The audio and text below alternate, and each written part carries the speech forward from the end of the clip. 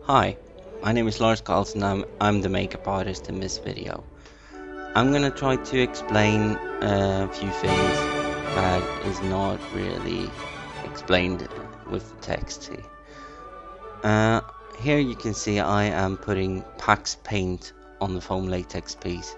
You can see in another video exactly how I make foam latex pieces, but here it's the application. This is a really simple test video.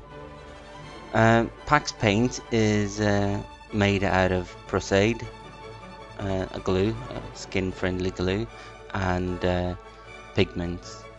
So first I use the blood-colored one to simulate that there's blood inside it, just as you have blood inside your skin. And when that's dry, I put on a skin-colored one to make application easier. This guy is Torgnis Borsen, and I'm gonna apply it to him here with I'm starting off with silicone glue. I'm using Kryolan's silicone glue here, and it's quite good. The only problem with silicone glue is that in this stage here you have to be very careful, because as you saw there, you can't replace it. It have to come down in in the exact right position right away. It is possible with alcohol and stuff to loosen it a little bit, but it's quite tricky. Here I have more Fixate, and I've thickened it with cabosil. You can buy that in most any boat shop, and when people make boats, they usually use this as a thickener for the polyester. It works excellent thickening almost anything except water. There I'm using silicone glue as well. Yeah. You can see that the prosthetic piece is not going all the way down to his chest. And this is because foam latex, it always shrinks a little bit when you bake big pieces like this. So, but it can quite easily be like pulled down to be the correct place again. I've started on the cheeks here now, and for the corners of the mouth I'm using silicone glue, just as I did with the chin.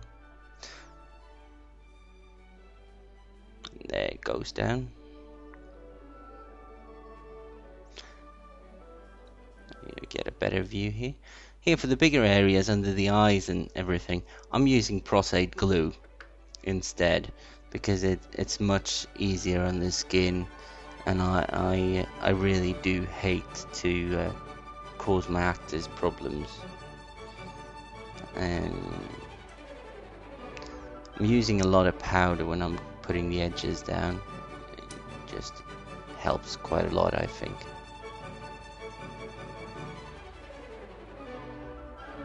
If this would be a gelatin or silicone piece, I would not use almost any powder, because that would interfere with the translucency.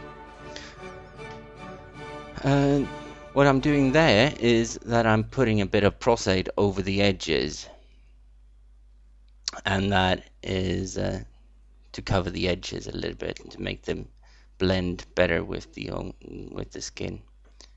This is next piece. It looks like I'm doing the same piece, but it was because it was filmed in the mirror before.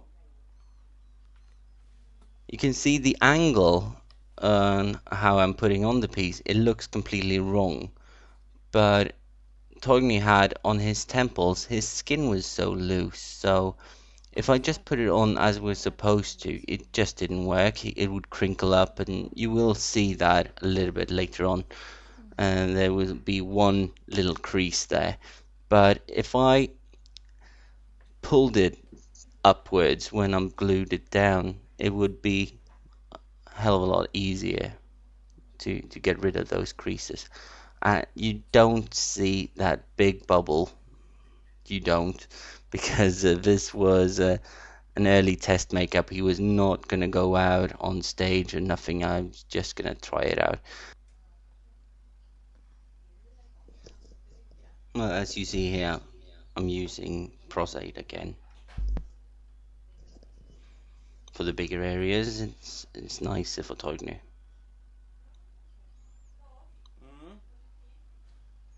I think you will be able to see how I'm pulling it upwards when I'm putting it on there now. That is not standard procedure, but it worked pretty well. In the background you can see the grey wig he had on as well, on top of what you will see later on. Yeah, you can see I pulled it up there.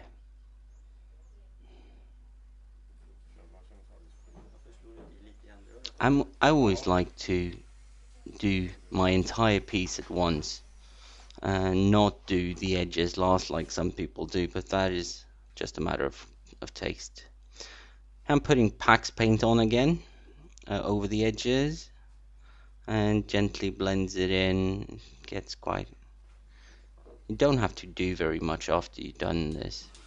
You see, I put Pax paint all over his upper lip and lower lip as well, because otherwise it would be difficult for me to make that blend. Here I'm removing his stubble beard with some beard cover from RCMA. This is what most people think is really weird when I'm doing my makeups. I'm dabbing out color, like brick colored Joe Blasco, and he will look quite weird, you will see. But as I see it, this really helps me to make the surface become uneven in color.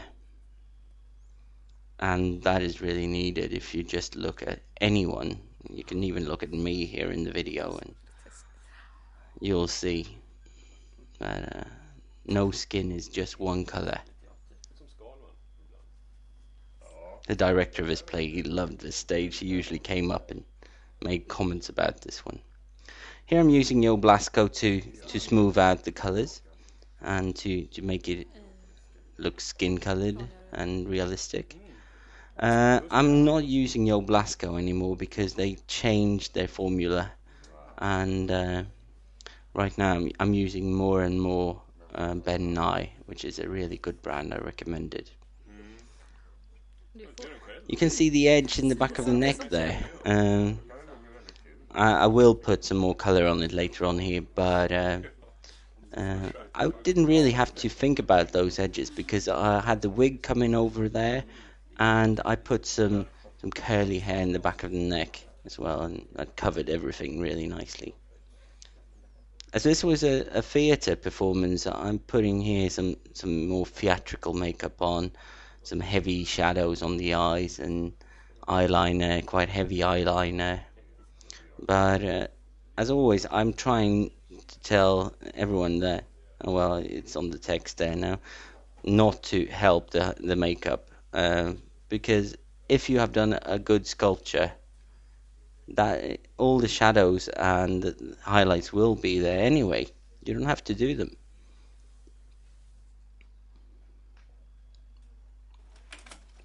I started there on the old age, like, what do you call it? Old age dots, liver spots. Oh, brilliant filming there. I'm always using real hair for all the hair work I do. This is crepe hair. It looks like a plait or a braid, whatever you prefer. And it comes out really, really curly. And you can just wet it just slightly and you get a really nice curliness for bushy eyebrows. I'm looking over my glasses to get some details. And you just shape it. Of course, it's important that you've powdered everything, so otherwise the hair you cut off, it will get stuck in the makeup here. So if you want it shiny, there you can see one of the little creases I was talking earlier. Just in the corner of his eye. There you see it again. I shouldn't really point out everything that is bad, but that's me. Here comes the wig.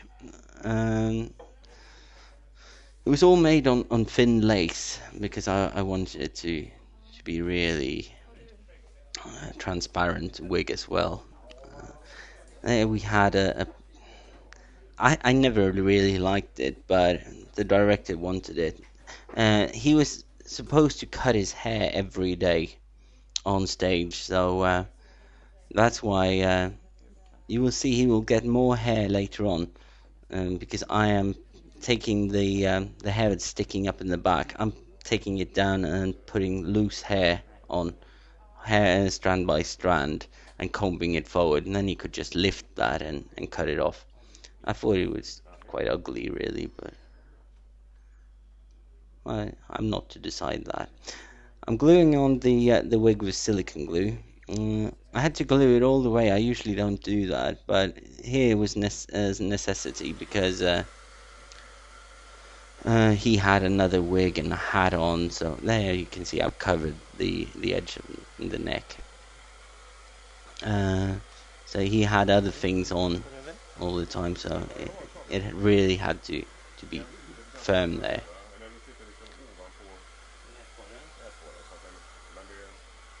I think the next bit when I'm putting the hair on is all removed, cut away. Don't really know what I'm doing here. Oh, he's having some problems. Well, whatever. This is about 3 years ago. Here I'm putting more hair on, so you can see how the hair in the back is sticking straight out. It's a big problem, really, when you keep working for directors. You can never really do what you want. You always have to follow someone else's ideas. Boring.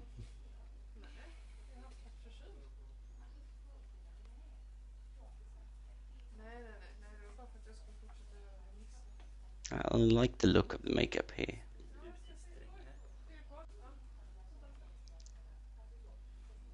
You can see his stubble.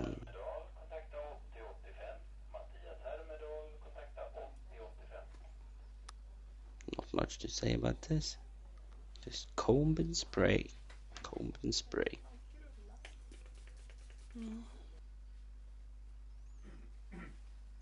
I always think it's quite fun when you see his own skin together with the prosthetic. Even if his skin is the real thing, the prosthetic quite often look more fleshy. Yeah, he was playing as well. I think I excused myself in the beginning for the filming of this one, but everything this video was just a test and an experiment. And the commentary track you're listening to right now, this is also just an experiment to see if I could pull it off. So it's all about technology, isn't it?